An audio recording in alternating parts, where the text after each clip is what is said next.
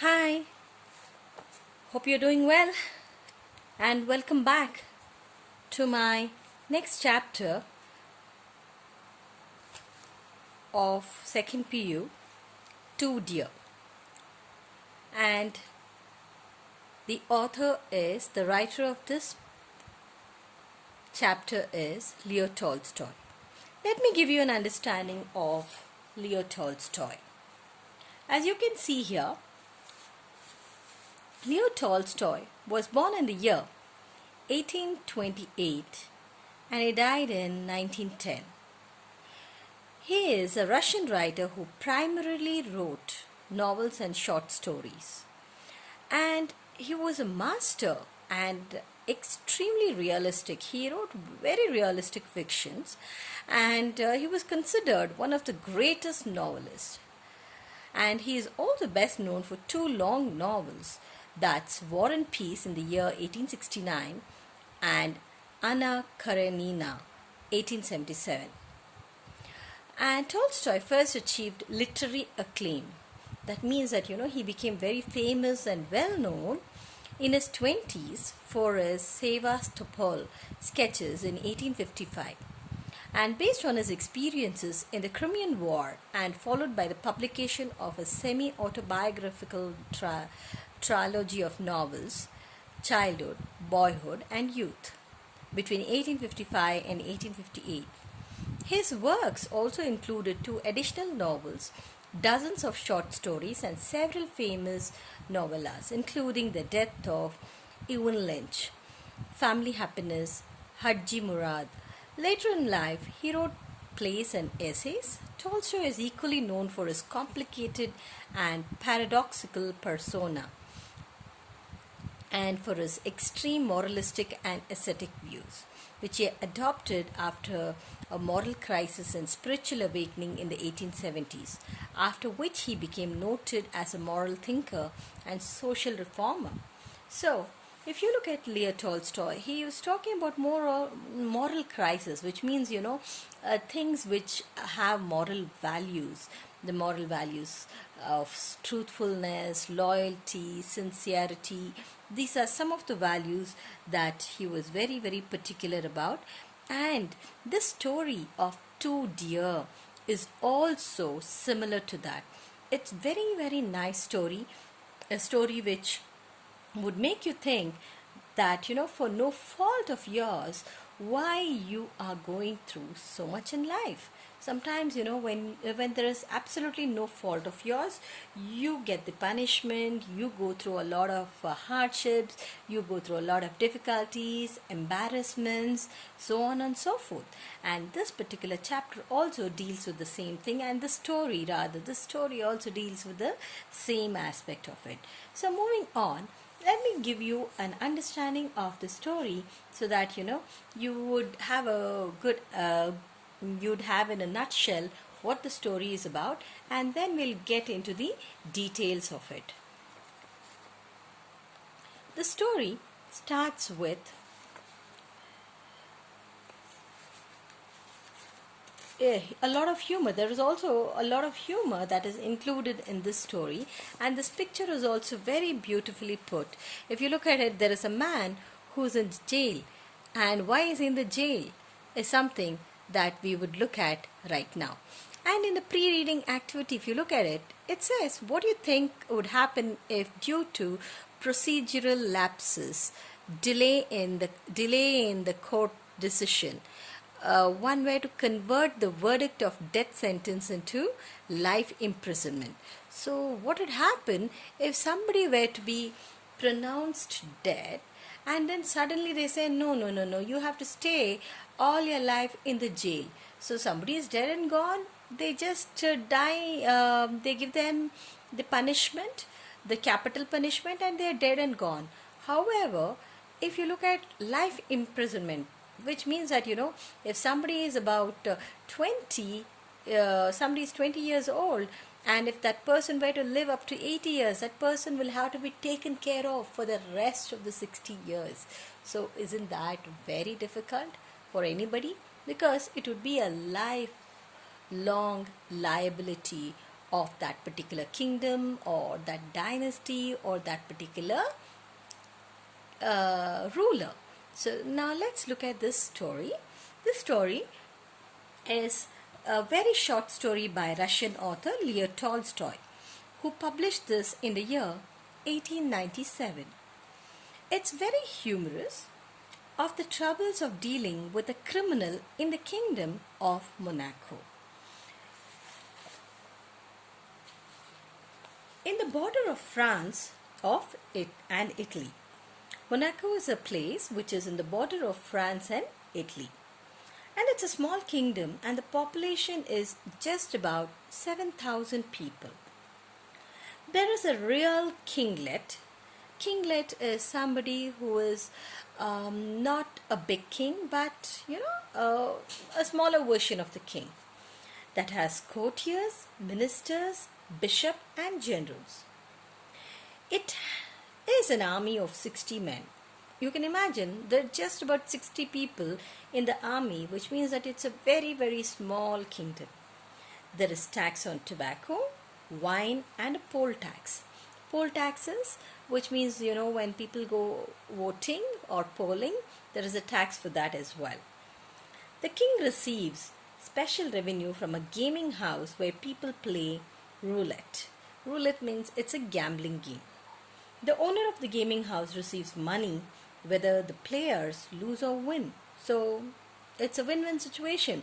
Whether the person wins or lose, the owner gets the money.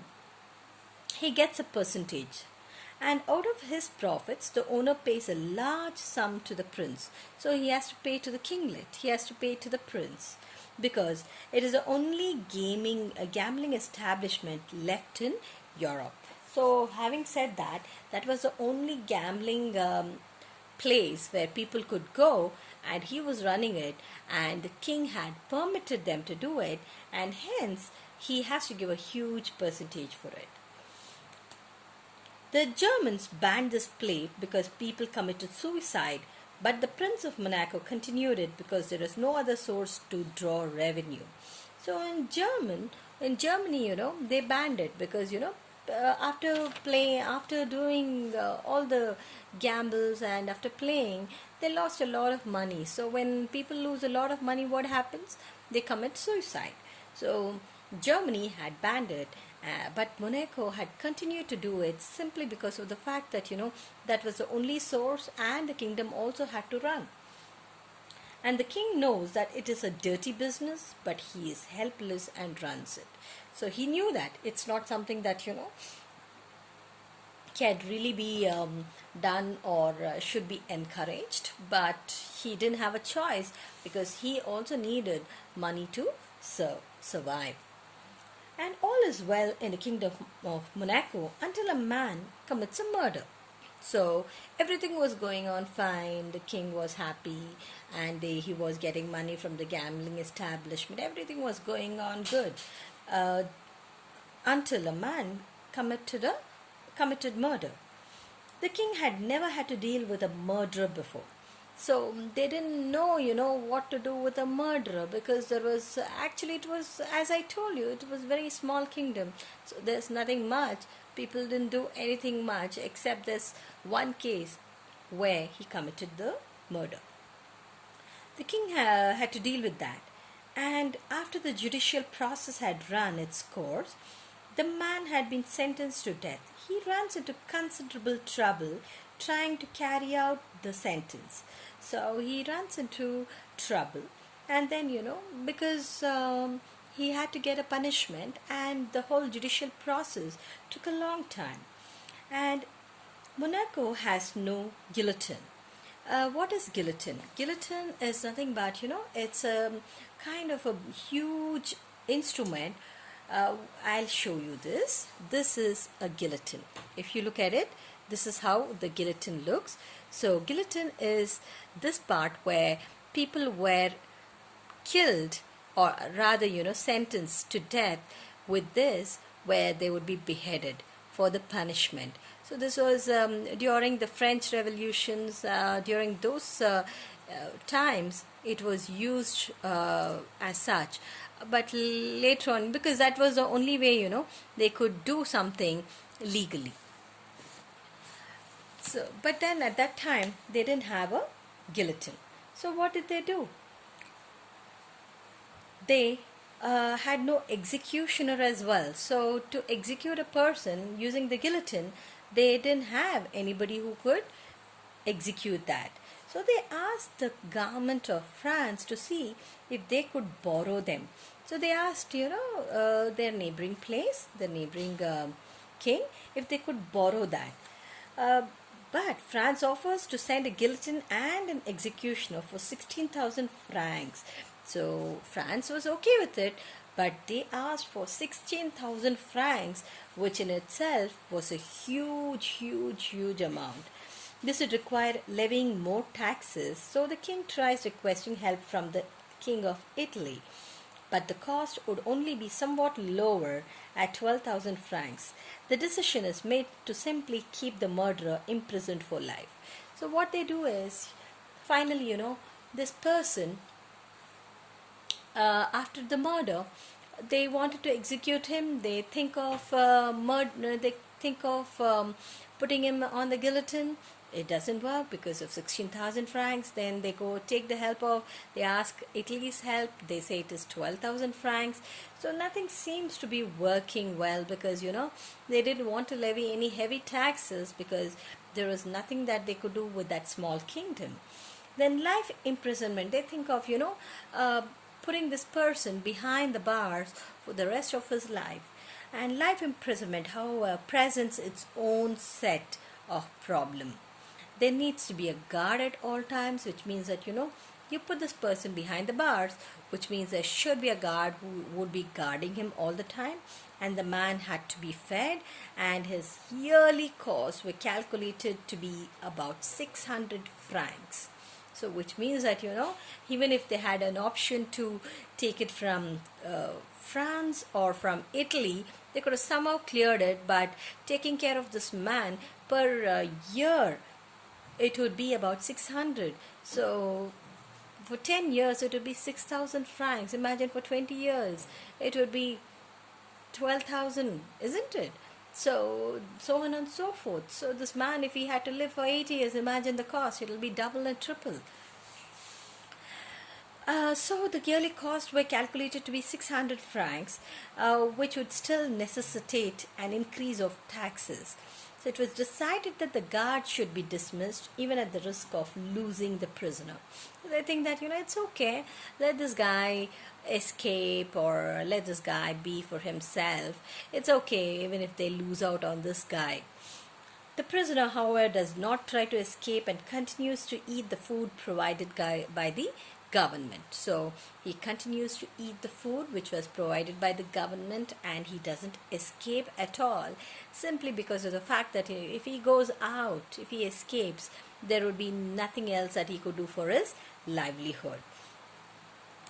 Then the Minister of Justice decides that the criminal is not worth the trouble and asks him why he does not want to escape. He finally says, why are you not escaping? We are letting you go.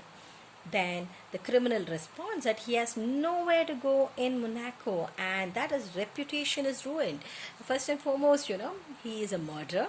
But then he says that, his reputation is anyway ruined because of the fact that, he's a murderer and nobody would hire him, nobody would give him a job, and it's going to be difficult for him as well.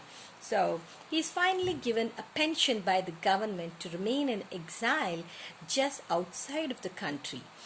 So he can remain in exile, which means that, he can stay away on the outskirts of the kingdom and he can do whatever he wants. It's a good thing that the murderer didn't commit his crime in a country where they do not grudge expense to cut a man's head off or to keep him in prison for life. So finally, they decide that he should be gone, and they decide that they cannot bear his expenses anymore, and they say that yes, that's the only way he could be gotten. They could get rid of him. So this is the story of this This is a story of two deer, and let us have a look at. This was a summary of the story, and now let us just look at the uh, s- the part of it. So one by, I'll start reading it for you, and as I start reading it, you can follow it, and at the same time, it would be a good idea to keep your textbook by your side so that you can just follow whatever I'm saying. So, near the borders of France and Italy, on the shore of the Mediterranean Sea, lies a tiny little kingdom called Monaco. Many a small country town can boast more inhabitants than this kingdom, for there are only about 7,000 of them all. So, I told you that this was a very small place and there was just about 7,000 people who were as the subjects. And if all the land and kingdom were divided, there would not be an acre for each inhabitant. It was so small that even if they divided it amongst themselves, they wouldn't even get 1 acre of land. Each of the subjects over there, they wouldn't even get 1 acre of land. But in this toy kingdom, there is a real kinglet, and he had a palace and courtiers, ministers, bishop, generals, and an army. So this kinglet or the prince, he had all these people there. There was a palace, courtiers, ministers, bishop, generals, all of them. It was not a large army, only 60 men. There were only 60 men in all, but still it is an army. There are also taxes in this kingdom, as elsewhere, a tax on tobacco and on wine and spirits and on poll tax. As I told you, there were taxes for everything. So, wine and spirits, that means alcohol. But though the people there drink and smoke as people do in other countries, there are so few of them that the prince would have been hard to put it to feed his courtiers and official and to keep himself if he had not found a new and special source of revenue. So it would have been very, very difficult to run the kingdom. So what he decided, there was a special revenue. And what was that special revenue? That special revenue was that from a gaming house. So that was a gaming house where people play roulette. It was a gambling game, and a small percentage was given to the king. It was given to the kinglet. People play, and whether they win or lose, the keeper, the owner, always gets a percentage on the turnover, and out of his profits he pays a large sum to the prince. So as I told you, so he pays a big amount to the prince. The reason he pays so much is that it is the only source of it was the only gambling establishment which was left in Europe, and some of the little German sovereigns used to keep gaming houses of the same kind, but some years ago they were forbidden to do so. So the Germans, they forbid, they stopped it because there were a lot of people who were committing suicide. The reason they were stopped was because these gaming houses did so much harm, and a man would come and try his luck. Then he would risk all he had and lose it. Then he would even risk money that did not belong to him and lose that too. And then in despair he would drown or shoot himself. So the Germans forbade. Forbid is the present tense and forbade is the past tense. Forbade their rulers to make money in this way, but there was no one to stop the Prince of Monaco, and he remained with the monopoly of the business. So the Germans had decided that this is not going to work, because people really lost a lot of money, not just their money, they lost others' money, and also they got to an extent where they would drown or shoot themselves, or they would commit suicide, in other words. But then the Prince of Monaco, he didn't have a choice, but he just had to go with the flow of it. And now everyone who wants to gamble goes to Monaco. Whether they win or lose, the prince gains by it. He anyway gets the money, a large percentage. The owner gives a large percentage to the king. You can't earn stone palaces by honest labor. So there's a proverb which says you can't earn stone palaces by honest labor. So as the proverb says, and the kinglet of Monaco knows it's a dirty business, but what is he to do? He has to live, and to draw revenue from drink and from tobacco is also not a nice thing. So he lives and reigns and rakes in the money and holds his court with all the ceremony of a real king. So he has no choice but to make money, hook or crook. So he chose this, and he said, it's okay, let the whole kingdom, let other people also come, enjoy, play, gamble, and pay taxes over here, so that he could have a livelihood and he could run his business. He has his coronation, his levees, he rewards, sentences and pardons, and he also has his reviews, councils, laws and courts of justice, just like other kings, only all on a smaller scale. He has everything. Coronation is, getting having the throne, going to the throne, enthroning oneself, and he rewards, sentences, pardons. He does everything. If there is a crime, he punishes, he executes them. So like a normal kingdom, everything happens here, except the fact that it's just on a very, very small scale. Everything on a smaller scale, because it's a small kingdom. Then moving on. Now what happened is, it happened a few years ago that a murder was committed in this toy prince domain. So in this kingdom, a murder was committed. The people of that kingdom are peaceable, they were very peaceful, and such a thing had not happened before. So such a thing didn't happen, but suddenly, a man from nowhere, he commits murder. The judges assembled with much ceremony and tried the case in the most judicial manner. They were judges, prosecutors, jurymen, barristers, prosecutors, jurymen and barristers. These are the judges and advocates. They argued and judged, and at last they condemned the criminal to have his head cut off as the law directs. So far so good. Next they submitted the sentence to the prince. The prince read the sentence and confirmed it. If the fellow must be executed, execute him. So finally, everybody, they all did the procedure. It was absolutely, they followed the protocol, the procedure of convicting him, and then finally they decided that this fellow will have to be executed. But there was only one hitch. There was only one problem in the matter, and that was that they had neither a guillotine for cutting heads off. As I showed you, guillotine is something where the head could be cut off. So for cutting the heads off, or nor an executioner. So they didn't have anybody to do that job, to execute this guy. The minister considered the matter and decided to address an inquiry to the French government, asking whether the French could not lend them a machine and an expert to cut off the criminal's head, and if so, would the French kindly inform them what it would cost. The letter was sent. A week later the reply came, and a machine and an expert could be supplied, and the cost would be 16,000 francs. This was laid before the king. He thought it over. 16,000 francs? The wretch is not worth the money. Said he, can't it be done somehow cheaper? Why 16,000 francs is more than 2 francs a head on the whole population. The people won't stand it, and it may cause a riot. So he thinks that 16,000 francs, which means that even if it were to be 2 francs per head, it would it would cost a bomb on the kingdom. So he says no, 16,000, and for a murder of this kind, not worth it.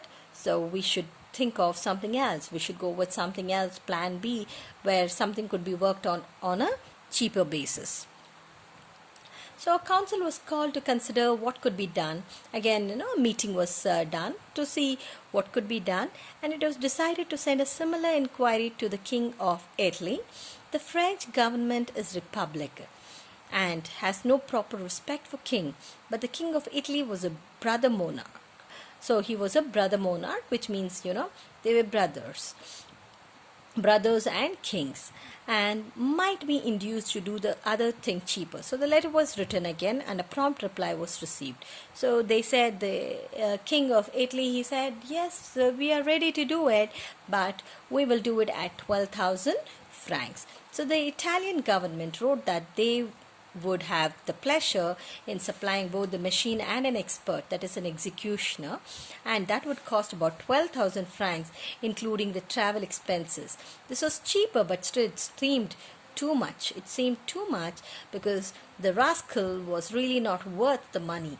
It would still mean nearly 2 francs more per head on the taxes, and another council was called. They discussed and considered how it could be done with less expense. Could not one of the soldiers perhaps be got to do it in a rough and homely fashion? So they decided that, can it not be done by a soldier? It doesn't matter. You don't have to do it the way a guillotine and an executioner would do it very professionally. It could be done in a rough fashion. Doesn't matter. Just beheading. So can somebody do that? They were just thinking on those lines. The general was called and was asked, can't you find us a soldier who could cut the man's head off? In war, they don't mind killing people. In fact, that is what they are trained for. So the general talked it over with all the soldiers to see whether one of them would not undertake the job. But none of the soldiers would do it. No, they said, we don't know how to do it, and it's not a thing we have been taught. So they're saying the soldiers anyway go, they fight in the war and they kill people. Why can't they do that? So the general, the chief of the army, he went and talked to his soldiers, and they found that, none of them were ready to do that, and they simply refused, and they said, no, this is not something that we were taught, and we will not do this. So what is next? What was to be done? Again, the minister considered and considered. They assembled a commission and a committee and a subcommittee, and at last they decided that the best thing would be to alter the death sentence to one of the imprisonment for life. This would enable the prince to show his mercy, and it would come cheaper. So they decide that, okay, now both the things, 16,000 francs and 12,000 francs by Italian government, both doesn't seem to be feasible, and the soldiers are not willing to kill him. So they think that let's give him a life imprisonment. So the prince agreed to this, and the matter was arranged. The only hitch now was that there was no suitable prison for a man sentenced for life. There was a small lock-up room where people were sometimes kept temporarily, but there was no strong prison fit for permanent use. However, they managed to find a place that would do, and they put the young fellow there and placed a guard over him.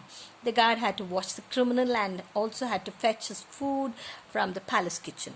So now this is another headache for the kinglet, because now that, if he had to be imprisoned for life, he had to be given a prison, a guard to guard over him, and also he had to be fed morning, afternoon and night with food, and that had to be got from the palace kitchen because they didn't have any kind of another arrangement. So, and as I told you that this was a very, very small kingdom. So what they do next? The prisoner remained there month after month till a year had passed. But when a year had passed, the kinglet, looking over the account of his income and expenditure, one day noticed a new item of expenditure, and this was for the keep of the criminal. Nor was it a small item either. There was a special guard, and there was also the man's food, and it came to more than 600 francs a year. And the worst of that was, fellow was still young and healthy and might live for 50 years. As I told you, if he lived for another 50 years, which means 70 plus years, imagine the cost would double and triple. And when one came to reckon it up, the matter was serious. It would never do. So the prince summoned his ministers and said to them, "You must find some cheaper way of dealing with this rascal. The present plan is too expensive." And the ministers met and considered and reconsidered till one of them said, "Gentlemen, In my opinion, we must dismiss the guard, but then rejoin another minister. The fellow will run away. Well, well, said the first speaker. Let him run away and be hanged to him. So they reported the result of their deliberations to the kinglet, and he agreed with them. The guard was dismissed, and they waited to see what would happen. All that happened was that at dinner time the criminal came out, and not finding his guard, he went to the prince's kitchen to fetch his own dinner. He took what was given to him, returned to the prince, shut the door on himself, and stayed inside. Next day the same thing occurred. He went for his food at the proper time, but as for running away, he did not show the least sign of it. What was to be done? They considered the matter again. So what he did was, they said, let him run away now. We can't spend about 600 francs on his expenses, the maintenance.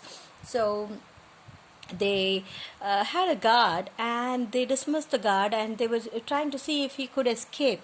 But then this fellow, he didn't do that. What he did was, he just went to the kitchen. He went to the kitchen and fetched the food, and then came back and lived in the prison the whole time. So they were surprised, and at the same time they were wondering, what to do with this fellow. Then we shall have to tell him straight out, said that we do not want to keep him. So the Minister of Justice had him brought before him. So what they do is, they say that, listen, we don't want you to be here, so you can run away or you can escape.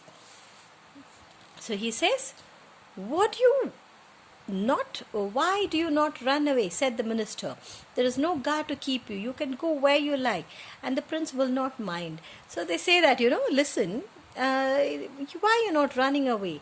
There is no guard, and at the same time the prince will not mind. So why are you not running away? So he says, I dare say the prince would not mind, replied the man. He said, I dare say the prince would not mind. He would not mind. But I have nowhere to go. What can I do? I don't have a place to go. And you have ruined my character by your sentence, and people will turn their backs on me. So people will start stigmatizing, and they would call him, you're a murderer, you have been in the king's prison for all this while. So there is no way he could have a peaceable life, a life of peace. Besides, I have not gone out of the way for working. You have treated me badly. So they've treated him badly because, he was a murderer. So obviously, he has not got the best of the treatment. Obviously, a criminal, how can a criminal be treated well? So it's not fair. In the first place, when once you sentenced me to death, you ought to have executed me. He says that, you sentenced me to death. So you should have just executed me. You should have put me in the guillotine and then beheaded me. But why didn't you do that? But you did not do it. That's one thing I did not complain about. Then you sentenced me to imprisonment. You said, okay, life imprisonment, you'll have to be there for life. And put a guard to bring me food. So you put a guard, and then you said he will do it for me. But after a while, you took him away, and I had to fetch my own food. That was the second thing. Again, I did not complain. But now you actually want me to go away? I can't agree to that. You may do so as you like, but I won't go away. He says that all this is okay, but now you're asking me to escape, you're asking me to run away? No way, I cannot do that. So there is no, because one is I've lost my reputation, and there's no way I can work anywhere. So there's no way I would run either. Then what was the next thing is, what was to be done? So this is like, a perennial problem. So what to be done with this guy? Once more, the council was summoned. So again, as usual, it's become such a big problem that they had to again call for a meeting. They summoned it. What course could they adopt? The man would not go. They reflected and reconsidered. The only way to get rid of him was to offer him a pension. So this fellow was not going anywhere. So they said, okay, let's come for some kind of a negotiation or a bargain. We will offer you a pension. And so they reported to the prince. There is nothing else for it, said they. We must get rid of him somehow. The sum fixed was 600 francs, and this was announced to the prisoner.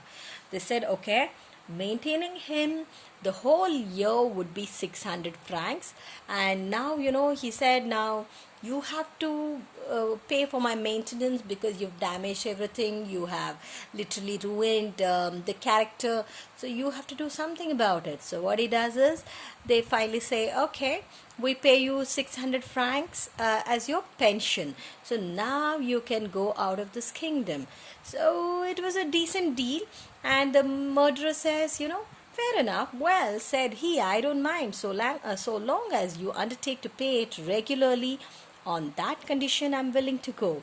So this is the condition. He says that, listen, I have no problem if you pay it every month, regularly, then I would definitely go ahead with this particular deal. So the matter was settled. He received 1/3 of his annuity in advance. So he received his pension in advance and left the king's dominions. He left the king's domain, the place, and it was only a quarter of an hour by rail, and he had to go to another place, so it was just about 15 minutes by rail, and he emigrated and settled just across the frontier, somewhere near the borders. He settled there, where he bought a bit of land, started market gardening. So he bought a bit of land with the money he had, and he started doing gardening, marketing, and now he lives very comfortably, and he always goes at the proper time to draw his pension. So the king had committed to get rid of him, and he goes there and gets his pension. So having received it, he goes to the gaming tables, stakes 2 or 3 francs. So there, he's so comfortable that he gets his pension, he has his garden, he has his marketing, everything in place. And on top of it, when you have all the comforts, you always want to do something, which is, you want to indulge in something that would make you very happy. So he also did a little bit of gambling, and he would win or lose. He did make some kind of money, and he would return home. So now he lives peaceably. That means, he lived peacefully and well. He was very comfortable. Yes. So this is the end of the story. And he also said to himself that it is a good thing that he did not commit his crime in a country where they do not grudge expense to cut a man's head off or to keep him in prison for life. So he was lucky that, imagine, had he been in Germany, or had he been in Italy, probably he would have died. He would have immediately died because they had people. But here, he was also very lucky. He was fortunate that, this king didn't have any kind of provision to kill him or keep him as a prisoner for life. So he was certainly fortunate. So this is the story about this guy, and the story is so beautifully expressed and so beautifully described by Leo Tolstoy. Though it's a century-old story, it's still relevant. It is still very well said, isn't it? So that's the end of it, and I hope you have understood the whole story. And in case you have any questions, anything that you want to ask me, anything that you would like to clarify, you can always message. Okay, thank you so much, and you all have a great day.